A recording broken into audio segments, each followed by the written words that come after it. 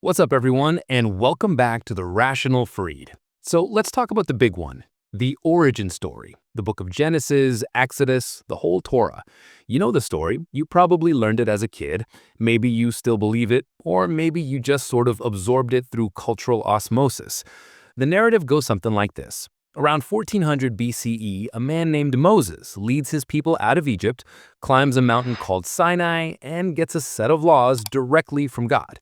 These texts, we're told, are the foundation, the ancient, divinely inspired, completely original bedrock of Western civilization. It's presented as the year zero for three of the world's biggest religions. It's the story everyone, from pastors to professors, vaguely accepts as the baseline, the official history. But what if that's not just wrong, but completely backwards? What if the timeline is off by 1,000 years? What if the most iconic scene in that entire story, Moses and the burning bush, is a dead giveaway, a literary fingerprint proving it was written much, much later, using ideas borrowed directly from another empire's religion? Therefore, we have to ask, is the story of Moses a timeless revelation, or is it a brilliant piece of religious and political literature built on a foundation of Zoroastrian ideas? Let's follow the evidence. All right, so that brings us to Exhibit A, the Call of Moses. You're looking at one of the most famous scenes in all of Western literature. Moses, a shepherd, sees a bush on fire, but, and here's the magic part, it's not burning up. A voice, Yahweh's voice, speaks from the flames and tells him to take off his sandals because he's standing on holy ground. It feels ancient, right? Mysterious, unique, but what if I told you that to an audience living under the Persian Empire, this scene would have been instantly recognizable, not as a unique miracle, but as a depiction of their own state religion? Therefore, let's break it down. We're going to put the biblical text right up against the central ritual of Zoroastrianism, the state religion of Persia. First, the fire. This isn't just any fire. The text makes it clear it's a divine fire, a manifestation of the deity. In Zoroastrianism, the central component of their worship is venerating a divine, eternal fire. It's seen as a touch point with the divine, a literal piece of their god Ahura Mazda on earth. These fires were never allowed to go out. They had lineages stretching back for generations. The unconsumed bush is just a literary way of saying this is a divine, eternal fire, not a natural one.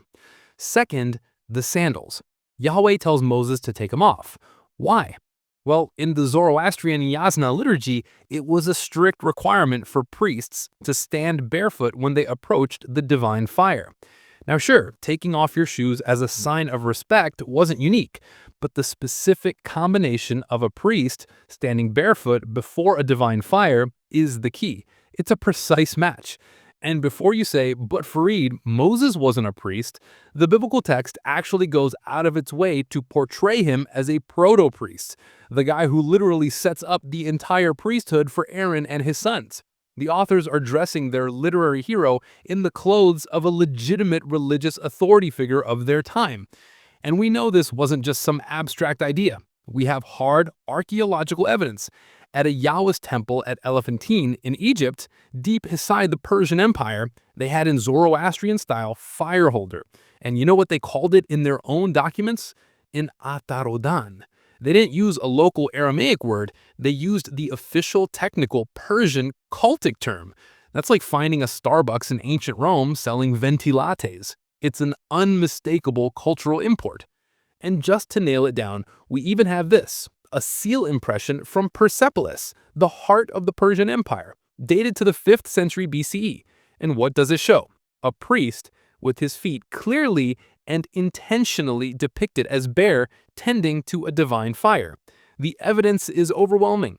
See, the authors portray Moses as this kind of uber priest, so they gave him the key markers of a priest they would have actually known, a Persian priest.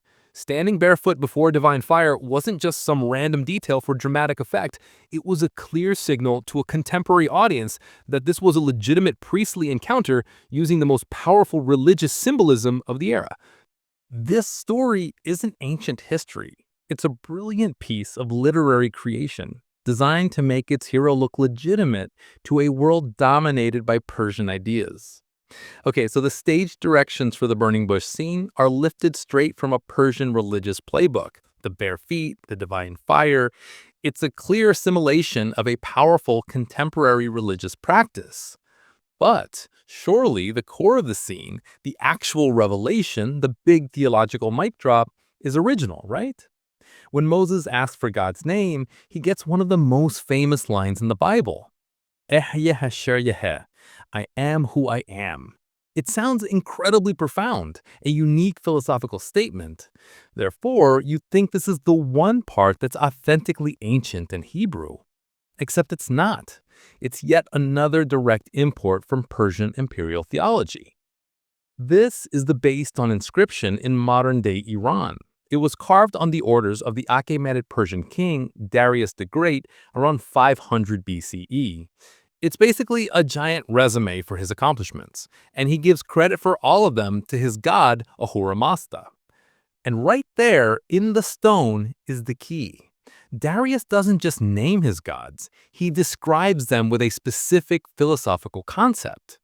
They are the gods who are. This verb of being might not sound like a big deal to us, but in the ancient world, it was revolutionary. See, the gods of Egypt and Mesopotamia weren't eternally being. They existed, sure, but in a chaotic, constant cycle. They were born, they procreated, they fought, they died, and were reborn. They were always becoming something else. The Zoroastrian concept, the one pushed by the Persian kings, was different. Their god was a deity whose very essence was eternal existence. Ahura Mazda doesn't get created, he simply is. Now, go back to Exodus. Ehyeh Hasher Yeheh, I am who I am. It's the exact same philosophical concept translated into Hebrew. The writers of the Torah were performing a major theological upgrade. They were ditching the old, messy model of regional gods and importing the sophisticated imperial Persian idea of a god who exists eternally outside the cycle of creation. It was a way to make their national deity, Yahweh, sound more powerful, more profound, and more universal than all the neighbors' gods combined. So, in this one short scene, you don't just have a borrowed ritual, you have a borrowed theology. The writers of the Torah didn't just give their hero Moses the stage directions from a Persian ceremony, they gave their god the defining characteristic of the Persian imperial deity. So we've got a Persian ritual and a Persian theological concept sitting right at the heart of the Moses myth. Therefore, it seems pretty straightforward, right? The authors of the Torah were just doing a copy-paste job, rebranding Zoroastrianism with a Yahwist logo. The Zoroastrian religion was famously dualistic, a cosmic battle between a purely good god, Ahura Mazda, and a purely evil force. So, Genesis must be the same story, right? A good Yahweh versus a devil, a serpent. But this is where it gets really clever. This isn't a simple case of plagiarism, it's a debate. The authors of Genesis knew Persian ideas so well that they could use them as a launchpad to argue for their own, very different worldview. First, they set the stage using a familiar Persian model. Most ancient creation myths are violent and chaotic, gods fighting monsters, worlds being born from cosmic battles. But in the Achaemenid inscriptions, Ahura Mazda creates the world peacefully, deliberately, for the benefit of humanity. Sound familiar? That's exactly what you get in Genesis 1. Yahweh speaks, and a good, orderly world appears. No struggle, no turmoil. The authors are starting their book by saying, okay, we're on the same page, for now. And then, in chapter 3, they drop the central theme of their entire argument, the knowledge of good and evil. From this point on, the rest of the book of Genesis is a systematic, relentless attack on the idea that good and evil are simple, absolute opposites. Think about it. Every single hero in Genesis is a messy combination of good and bad. Abraham, the great patriarch, he's also the guy who basically sends his wife to be raped by foreign kings, not once, but twice, and almost guts his own son. Lot, the only just man in Sodom, offers his own daughters to a violent mob to protect his guests. Jacob, the father of the 12 tribes, He lies to his blind, dying father to steal his brother's inheritance. Judah? He sleeps with his daughter-in-law thinking she's a prostitute and then tries to have her burned alive. You see the pattern? It's an anthology of stories crafted to make one single powerful point. Our heroes aren't perfect avatars of good, and our villains aren't mustache-twirling cartoons of evil. It's all mixed up. Good intentions lead to disaster, and evil acts can lead to good outcomes. And the whole book builds to this perfect conclusion. Joseph, sold into slavery by his brothers, confronts them years later and says the ultimate anti-dualistic line. You don't write an entire book arguing against an idea unless that idea is incredibly popular and influential. The authors of Genesis knew Zoroastrian dualism inside and out, and they used their foundational myths to systematically dismantle it, arguing for a more complex, messy, and frankly more human reality. It's one of the most sophisticated literary polemics of the ancient world. Okay, let's recap. The narrative core of the Torah, its foundational hero myth, its concept of God, and its decades-long argument with Persian philosophy is steeped in the culture of the Achaemenid Empire. It's so deeply engaged with Persian thought, both absorbing and arguing with it. But what about the other half of the Torah? You know, the parts that aren't exciting stories. I'm talking about the endless, mind-numbing laws, the giant lists in Leviticus and Numbers detailing everything from skin diseases to mildew on your walls. Where does that come from? It's certainly not from the narrative world of Persian myth. Therefore, to solve this, we have to look at the next empire that dominated the world. This is the final piece of the puzzle. And it's not Persian, it's Greek. Starting around the late 4th century BCE, the Hellenistic world became absolutely obsessed with laws and lawgivers. Seriously, I don't use the word obsession lightly. Greek intellectuals were the first to get nerdy about political science, and they traveled around collecting and comparing law codes from different nations. A guy named Theophrastus, who was Aristotle's heir in Athens, wrote a massive 3-volume book on every known lawgiver and legal code of his time. It was the Encyclopedia of Laws. And you know who isn't mentioned in his work, according to the church fathers who had the complete text? Moses, the greatest lawgiver of all time, doesn't even get a footnote. A few decades later, however, a funny thing happened. Suddenly, Greek sources do start talking about a lawgiver to the Jews named Moses. But it's not the Moses from the Bible. In their telling, he's a magician, a military leader, a teacher of music, and most consistently, according to these Greek sources, he was a leper who led a nation of lepers out of Egypt. Now, what does the Torah do? It responds. The authors seem to be aware of these circulating Greek stories, and they write directly against them. The book of Leviticus suddenly develops an intense and frankly bizarre anxiety about leprosy. There are laws for leprosy of the body, sure, but also leprosy of your clothes, leprosy of the walls of your house. Priests have to check for it every 7 days, which, by the way, makes no medical sense for any known skin disease. It's a polemic. It's the author screaming, "A nation of lepers? Look how seriously we take leprosy. We have more rules about it than anyone." The fingerprints of the 3rd century BCE are all over this. This project of creating a massive book of laws wasn't a concern in the ancient Near East. It was a Greek obsession. The authors were crafting a legal and cultural identity for their people that could stand up in the new Hellenistic world order, a world that valued great lawgivers. They were essentially saying, you think you have laws? We've got the biggest, most detailed law book of them all from the greatest lawgiver you've never heard of. So what have we got? We've got foundational stories, rituals, and theological concepts that are clearly lifted from and arguing with Persian culture. And then we have this massive legal framework bolted on that perfectly matches a Greek intellectual obsession from a couple of centuries later.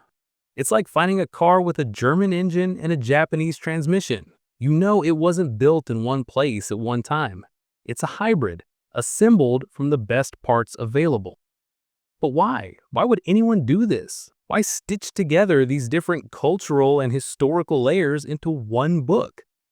Therefore, what does this all mean? It means we've been asking the wrong questions. The Torah wasn't a single ancient text handed down from a mythical mountain. It was a cultural project. It was assembled. And the evidence points to one specific time and one very powerful influence. Let's look at the timeline.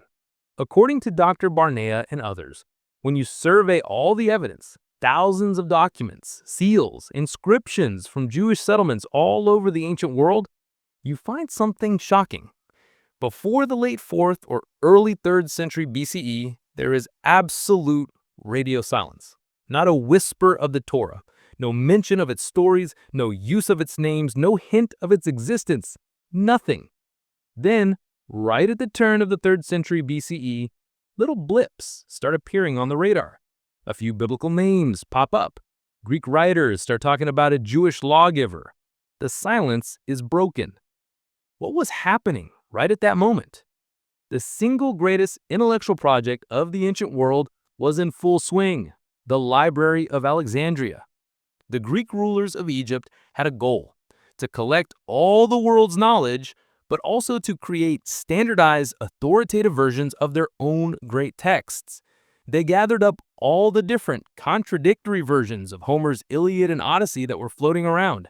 They developed literary techniques to harmonize them, to solve contradictions, to add glue text to smooth over the gaps, and to edit out unflattering bits about the heroes. Their goal was to produce a single, perfect, official version.